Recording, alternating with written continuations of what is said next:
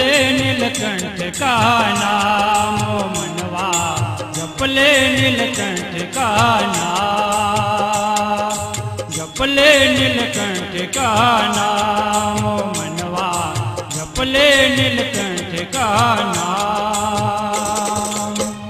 उसके नाम से बन जाएगा, उसके नाम से बन जाएगा सबका बिगड़ा काम, सबका बिगड़ा काम।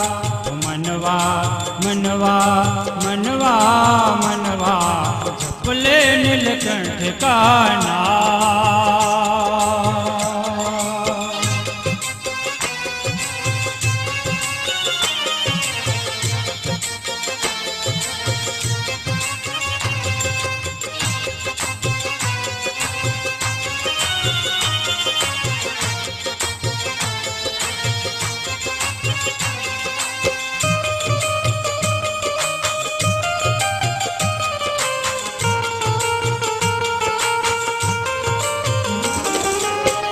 मतलब एक है नाम कहे तू, मतलब एक है नाम कहे तू, या कह दे घनश्याम,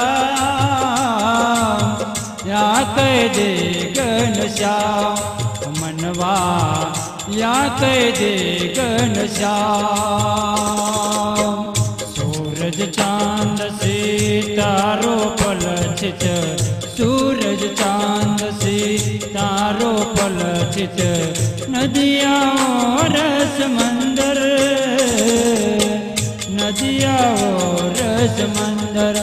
मनवा जपले नीलकंठ का नाम, मनवा जपले नीलकंठ का नाम।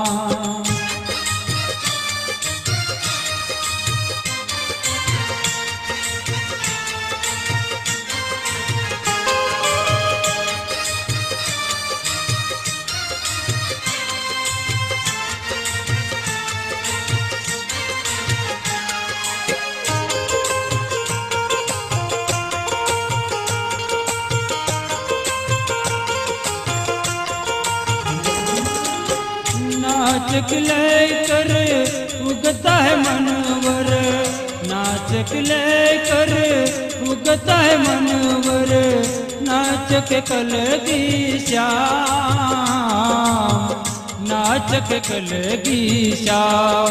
मनवा नाच के कल की श्याम। सपनों को अपना समझवा, सपनों को अपना समझवा, रेत का महल बनाए, रेत का महल बनावे।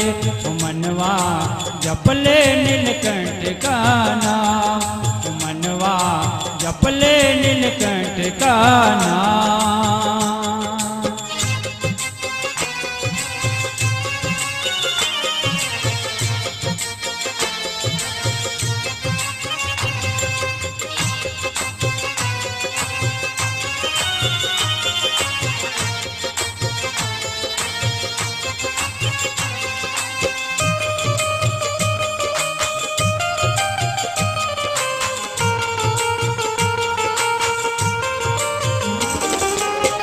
परछाई के पीछे भागे, परछाई के पीछे भागे, हाथ में कुछ न आए,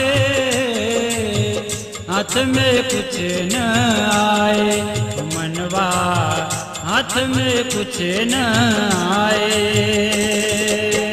नीलकंठ देव को प्रणाम करो सब, नीलकंठ देव को प्रणाम करो सब, नमन से दुख दूर होवे, नमन से दुख दूर होवे। मनवा मनवा मनवा मनवा जपले नीलकंठ का नाम, मनवा जपले नीलकंठ का नाम। हो जपले नीलकंठ का नाम मनवा जपले नीलकंठ का नाम मनवा जपले नीलकंठ का नाम।